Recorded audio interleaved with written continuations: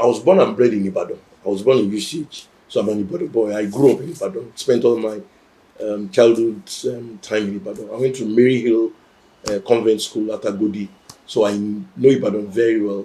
And my late parents were civil servants in the old Western region. So from Mary Hill in Ibadan, I went to Remo Secondary School for my secondary school. Whilst I was there, I became the head of school, the senior prefect, and then after I finished there, I went to Ogun Poly for my A levels. After I left Ogun, I didn't finish. From there, I got admission to Ogun State University. It was just set up at that time. I got admitted for law, so I was a law student. But that same year that I entered, I left for Ife. I was also taking Ife, so I left for Ife to go and do history, political science, and then I studied that for 4 years. And after I left there, I served in Ilorin. Um, I served. I was a teacher at this famous Kwara Poly. I taught history, African history, and European history for 1 year. I was retained, but I wanted to do journalism, so I felt I should come to Lagos. Then I also worked with Herald. Herald was the only government paper in Ilorin at that time, so I was writing for them on a weekly basis. So after I left, after I finished my service here, I came to Lagos. I had jobs waiting for me. I joined Africa Confidential. It's a news weekly. I was there for about a year. Then I joined This Week magazine, which is now This Day, owned by Nduko Bagbina. So the publisher of This Day happens to be my Oga, and he taught me a lot about, being rugged on the job and all of that. Then I left from there. I went to African Concord. I worked with African Concord for a few years, and I left with the likes of Mr. Nanuga, Senator Babafemi Ojudu, Dapolon Yomi, Mr. Obasa Idu Obasa, and then there's the fourth person Mr. Kunle Ajibade, the literary giant. All of us set up the news at that time, and then before we set up the news with African Concord, we did a special edition on Nigeria. IBB was the president. So based on what we wrote, he closed down the Concord Press. And Concord, if you know what Concord Press was a huge media outfit. And he closed it down because of the article we wrote and all that. So the late MQ Abiola went to meet IBB to beg that please reopen this place, blah, blah, blah. But I said he's not going to reopen it unless the editors who wrote those stories write an apology. And what was the story we wrote? IBB had expressed his shock and surprise that Nigeria was still surviving despite all the challenges before that. He doesn't even know how Nigeria survives. And he was the president at that time. So we found that to be very reckless of him. Now, why would a big man like that, who is a military president, say that you don't even know how Nigeria has survived all this? So we sat down and we wrote a collective, what we call collector's item. Somebody wrote on politics, somebody wrote on economy, and we divided it like that. And we did it. He didn't like it because it was a negative package. So the late MQ Abiola now called us to a meeting, or called my Oga, Mr. Bayon Oga, that you guys should all write letters of apology. And that's the condition for reopening. So Mr. Oga now met us and said, guys, are you ready to write letter of apology? We said, apology for what? We wrote what is happening now. So which one is apology? So at that point, we all decided that we were all going to resign from Concord. So about 6 of us resigned from Concord. And then I went on to African Guardian to join African Guardian as a senior reporter. So from African Guardian, we came back together again, all of us, and we set up the news magazine. So immediately we set up the news magazine. IBB was still the head of state at that time. So when he saw that the news came out, he said, this magazine owned by these funny characters that wrote about me. That was how they banned the news. They banned and they declared us wanted on NT that if they see any of editors, they should report to the nearest police station. So we went underground. So we were underground for several years. I couldn't go home. I was just staying with friends and all that. But we were producing. We were coming out every blessed week and all that. So at the point, they said we were not. They said for us to be printing, that means we don't live in Nigeria because they went around, security men combed everywhere. They didn't see well, and we were printing hard copy. We were coming out. We'll write it, we'll print, we'll sell ourselves, we'll give it to vendors. People will do photocopy and all that. We did that for several years. Then after he banned the news, we set up Tempo magazine, and the lot fell on me to edit Tempo. So I edited Tempo alone for 3 years, whilst my other colleagues were busy running the business and all that. I was the so I guess that's actually one of the things that prepared me for city people, because I was every blessed day I was working, editing. My colleagues would send copies of materials to me. But we couldn't really afford to have too many people work with us, so you had to double and play the role of 2-3 people, so that you just have few people working on it and all that. So we'd work like that. I did that for 3 years, and after that, I decided to set up City People. I remember that I said that the first time I wrote City People down was when I was in school. So I just decided this is the time to set up City People. So in 1996, November, City People came to life and all of that, and it's been like that since then.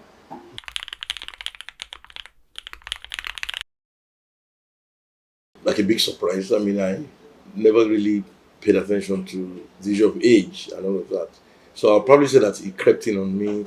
I just know that year in, year out, we celebrate one birthday or the other and all that. And for me, that has always been the motivation, basically. But 60, I mean, it's a major one. I've always seen people who turn 60 as some old men and some people who, but somehow, I mean, one is 60 and then one takes it the way it is. And for me, it's a new beginning, really, because I just feel that there's still a lot to be done. And then we put everything we have into it, basically.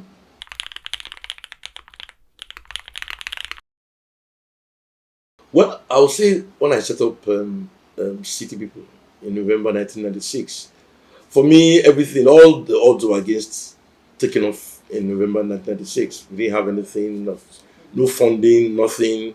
The only thing I had was a good idea that, okay, fine, I know that this idea would work if we put it together.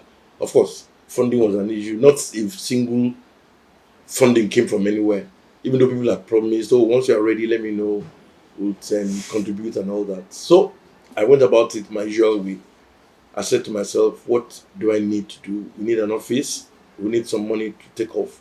And then I'll tell the Pioneer staff that if after 6 months we can't pay our bills and all that, then all of us will go back home.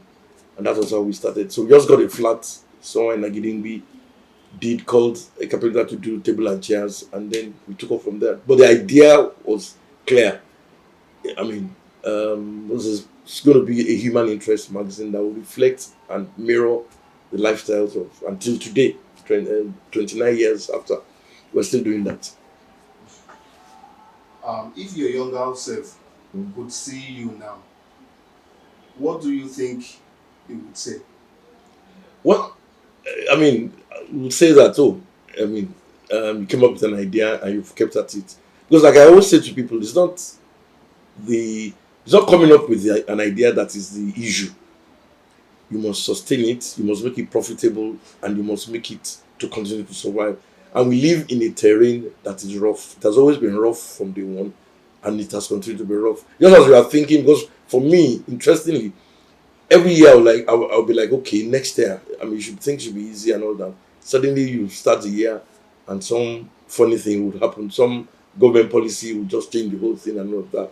I mean, one thought, okay, fine, if you had the kind of regime we have right now, that oh, things will be okay and all that. Suddenly, the regime came in, faced with problems. Everybody had to go scampering for cover and all that. And here we are today. We're still struggling. And it reminds me of how we started off at that time. We started off during a military regime. So there was just that fear that you could be arrested, you could write something that will offend somebody and all of that. And that has always been the story. I mean, scaling challenges.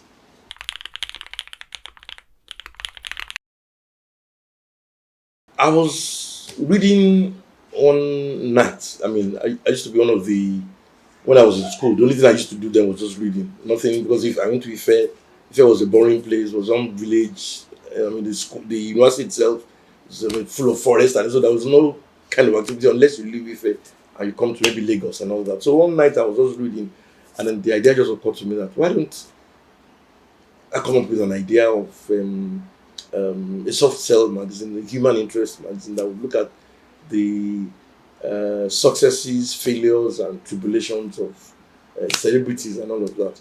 So I wrote it down. There was no name then. I just wrote it down, the idea and all that. And then I used to have a friend of mine who we used to read together. So I told him about it. He said, "Yeah, why not? It's good." So I folded the A4 paper and kept it.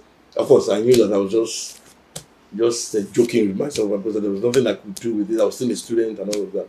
But somehow journalism kept on popping up, kept on coming to me, and I knew that that was the I was to choose between journalism and law, but somehow journalism took the upper hand. I knew that I would have to at some point go into journalism. So from my part three in at the Bafema Law University then, I knew that journalism was. Then, of course, the course I was pursuing was history, political science, and international relations, and all the topics that we were treating in class had to do with people, had to do with the histories of the founding fathers of Nigeria, those who have still, and of course, all the books that we were told to read. We had a very rich library then, the Ezekiel Oluwasomi Library, and all that.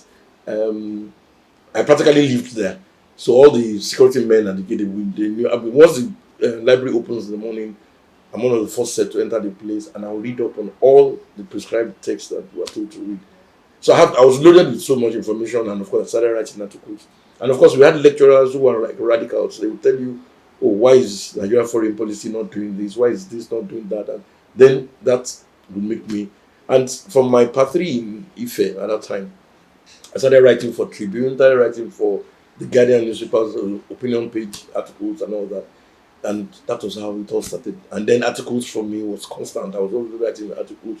I had an opinion on so many things. And of course, the beauty of it was that Guardian used to pay, I think, 5 naira per article at that time. So I would write so many articles. So by the time I come to Lagos, I'll go to the office and collect the accumulation of that 5 naira. Maybe everything will have come to about 15,000 or so. And then that was, and it really helped. At that time, it was good money. And that was what further motivated me to go into full time journalism.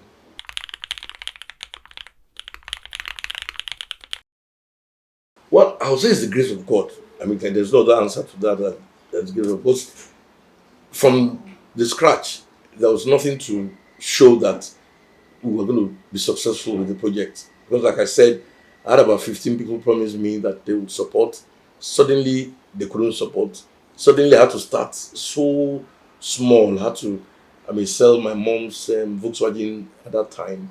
Sold many of the little things I had to be able to raise enough funds to take off. But I knew that it would be a huge success. I had that feeling within me that, I mean, this thing will fly. Even though there were magazines existing at that time in the soft cell area. But somehow I believed that this particular one was God ordained and all that. So I went into it hoping that it would. And by the first 3 months of our coming into the market, all our editions were sold out and people were making photocopies. And we were not writing anything difficult, I mean, anything different from what others were writing, but just that we give it a different flair and all of that. And I knew that it would work. So the painful part of it is the fact that we've had to struggle all through the years. There was no big man with big money behind us. We also had to. It was what we were selling that we were plowing back to run the business.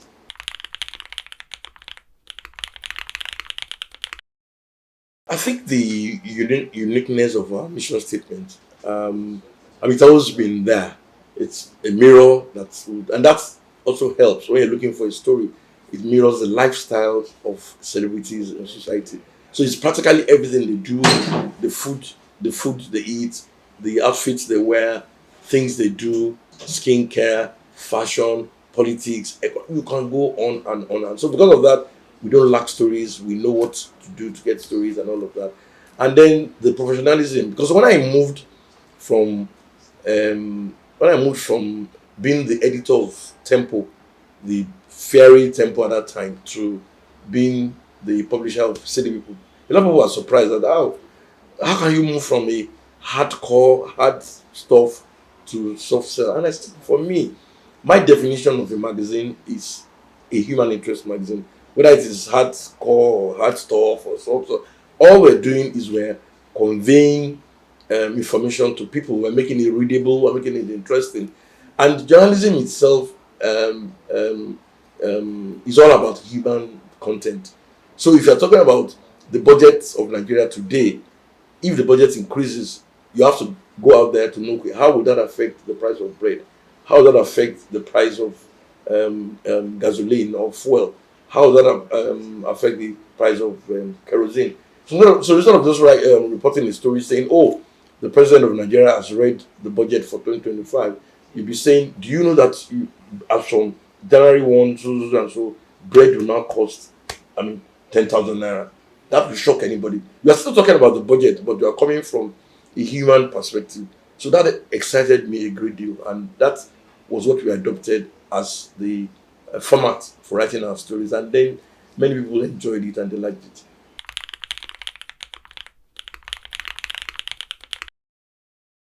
I love interviews a lot. So I cannot say that one particular interview. I've done so many interviews. In fact, the painful part of it is that how I wish I could put all the interviews together in the book form. It would have made into, there's somebody I haven't interviewed. The late Alaafin of Oyo, different across different Aliko Dangote, so many. So for me to now say this has been the most interesting interview would be difficult. And up to today, I'm still doing interviews and I'll continue to do interviews because I learn from it and I enjoy bringing out things that you don't know about celebrities, basically. So I can't really say this particular one is the most interesting.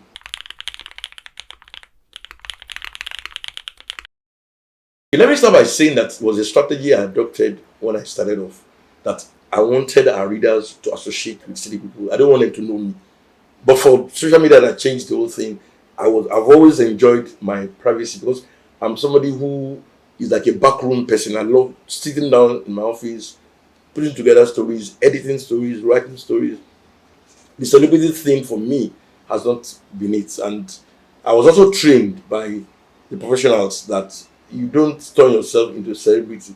You are just a journalist, and then of course that would be an abuse of platform. So from day one, I decided that I wasn't going to be known, and I deliberately for the first 10 years, many people didn't know what I looked like because I didn't go anywhere and all that. But after a while, we started doing awards, we started doing events, and of course, because of that, I had to come out, give opening remarks and all of that, and that way people got to know me.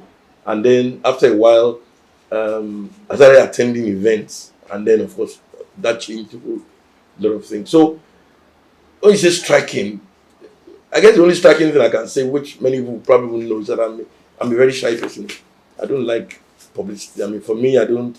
It's never been my thing really. But I don't begrudge those who like it. But my own is, I just believe that my office is where I should be, knocking together stories and getting good stories out, basically.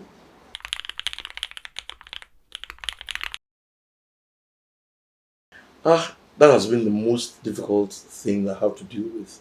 Uh, because I'm in love with what I do.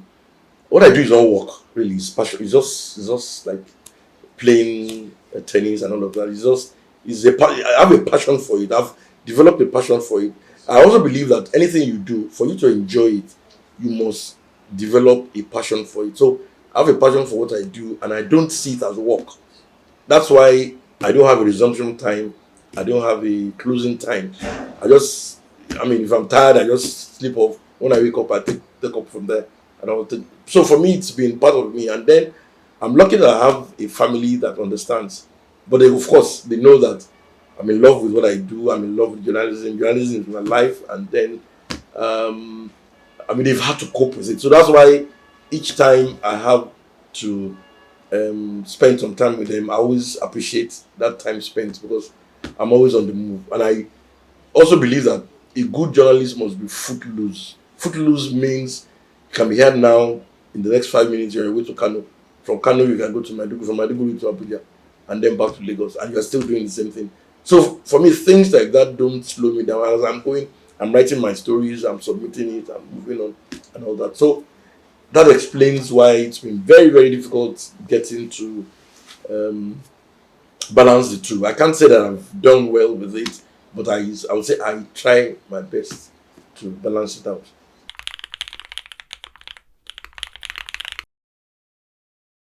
Assistant. Oh, there's a lot. There's a lot. Basically, one is hard work. You have to be hardworking. You have to love what you do. You have to develop your interest in what you do into a passion. I always tell people that it's only passion that will make you be on Third Mainland Bridge at 1 a.m., 2 a.m. looking for stories. It's only passion. If not, it is punishment. If it's not, you don't have a passion for it, you can't even begin to. I mean, it's only passion that would make you know that there's a story in Ilorin, and then you take off from Lagos, going to Ilorin to look for that story. You don't even know who to go and see there, but just once you land in Ilorin, you'll find a solution to your what you want to do. I keep remembering the impact that one of my ogas in the past, Mr. Bayon Onoga, who is today the president's essay on media, we were at a meeting. Actually, two examples. The first example was we wanted to do a story on Taisho and all of that. We discussed it and said Taisho. And then he looked at me and said, can't we go to Ikene? And I said, Ikene, just like that. And he said, yes, that we will drive. And then we closed the meeting, got into his car, and we drove to Ikene. He drove, and we went in his car to Ikene. And of course, lo and behold, we go to Ikene, we met Taisho and we had an extensive interview. For me, I learned that, okay, fine. You never say never. You can always make an attempt. Even if it doesn't work out, you repeat it. That one went. Then I remember the story on the late Oka, Gideon Oka, the coup plotter, and all that. We were in the office that day, we were discussing, and then we didn't have a story. Visual editorial meeting, we didn't have a story. And he said, why did they even say this man worked before the coup? They said one cantonment in Iwo and all of that. And then he said, why can't we go to Iwo? I looked at the time, it was like 4 o'clock. I said, Iwo from Lagos. He said he would drive. So we got in this car and we took off to Iwo. Then when we got to Iwo, we now asked for the address of the cantonment. They told us it's outskirts of Iwo. So we went there. We got there around maybe 6:30 and all that. Then when we now approached the cantonment, we now realized that in the first instance, we don't know what Oka looked like. What are we going to tell them at the gate to make us enter a military cantonment after a coup had taken place like 4 or 5 days and all of that? But what made us go is because at that time there was no photograph of Gideon Oka. Nobody knew what it looked like unless maybe soldiers who served with him.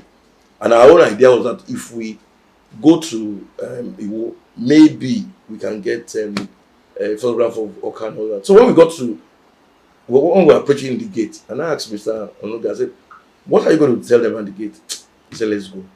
I mean, for me, it was like a daredevil because you were driving into a cantonment that they didn't ask you to come, but you just were looking for stories. So we got to the gate, and then he told the sentry, the guard at the gate, that he wants to. Of course, the man called his gun and said, "What are we doing here?" We said we want to see the commander of the cantonment and all that. So he said, okay. He said, do we have an appointment? We said no.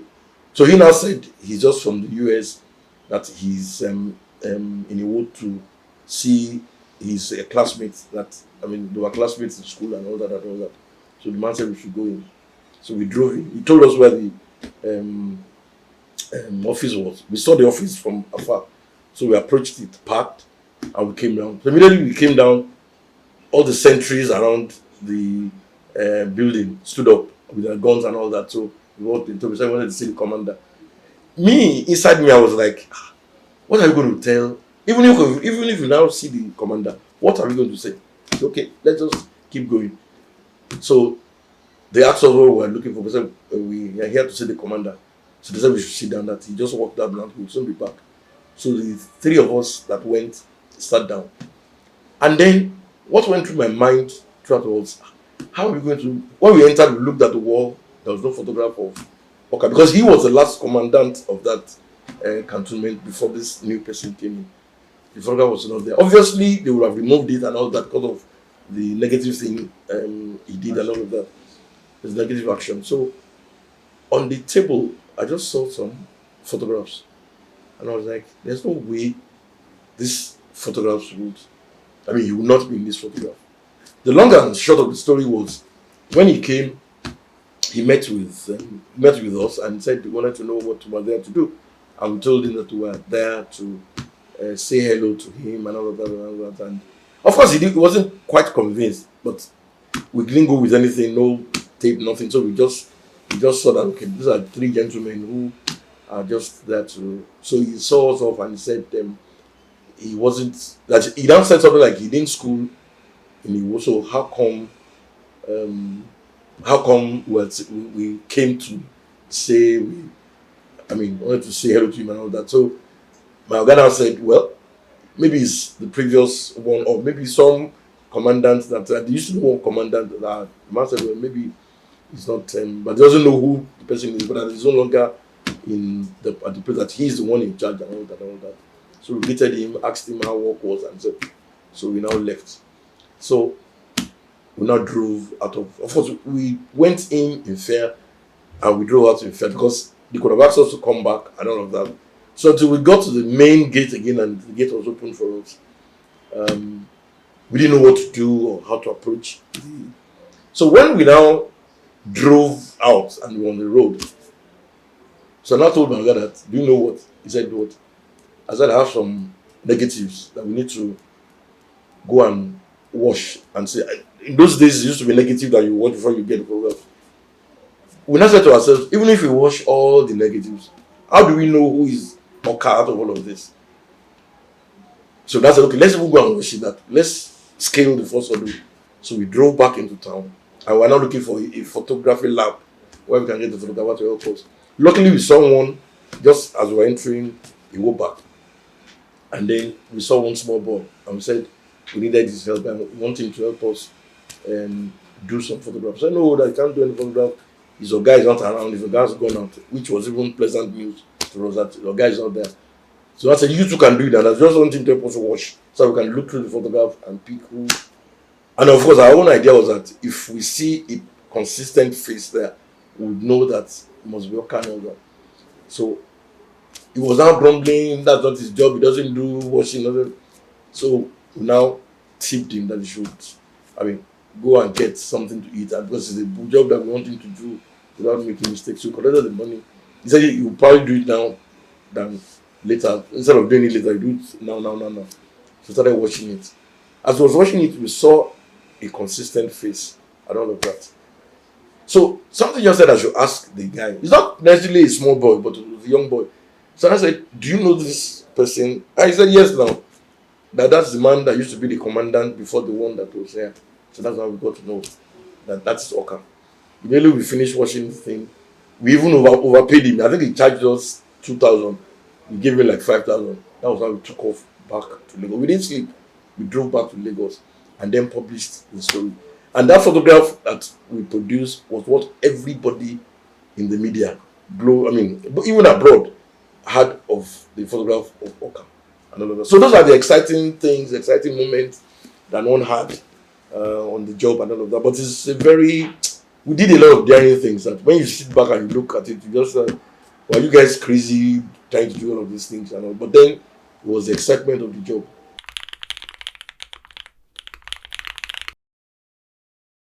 Well, I will confess I'm a very boring person. All I do is just my work. I can't think of anything and all of that. So, and I guess it's also because of, I mean, those I consider to be my mentors, those I took after and all that. I've always known them to be, I mean, hard workers and all of that. So I imbibed that. And then maybe I also don't, I'm not a sports person per se, so I don't really take interest in sports because growing up, it was difficult for us to be involved in sports. My dad didn't like the idea and all that. So I just took up academics fully. And that explains why I'm always at my desk doing my job and all of that. And then it has really helped. It's helped stabilize me. And it has helped keep me out of trouble because, I mean, if I'm not working, I'm probably sleeping.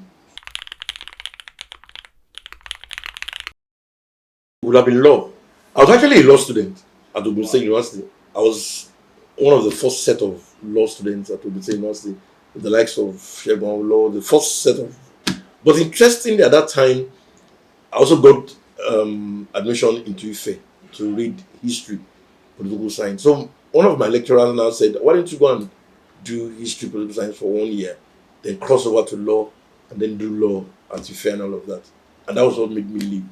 So law is another thing that another profession that I love so much, and I actually bought books, bought everything ready to be um, a first year undergrad of law. But after a while, but somehow I just felt I would go back and read law. But I mean, journalism caught me, and I've not been able to go back to go and read law.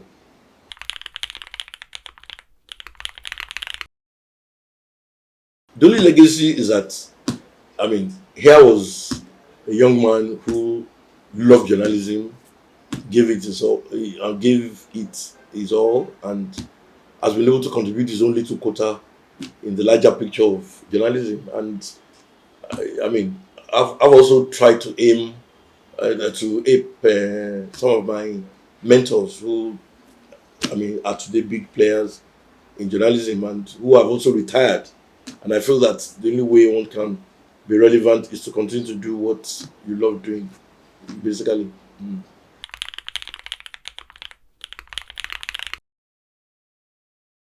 I think I got it from Otuba Maikadi.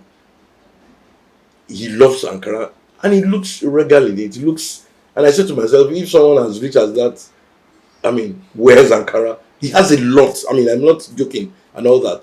So that influenced me. And even wearing of native had to do with President Tinubu. President Tinubu, I grew up to see him wearing native. It's only native he wears. And when he takes off from wherever he has passed the night and all that, he always has an extra um, pack of Buban Chokoto. I guess that was what influenced me because I used to be a shirt person, I used to be a jeans person. But after my association with him in the 90s and all that, I realized that it was so convenient to just travel with an I mean an extra pack of Buban Shokoto and then you can change into it and you don't need to start looking for this, that. But if you wear shirt and jeans, you need to look for a shoe that will match it, look for something that will match. But with Buban Shokoto, you can. So those are the two basic influences that I had that shaped um, my love for native and my love for Ankara, and also it's because it's very affordable, very affordable.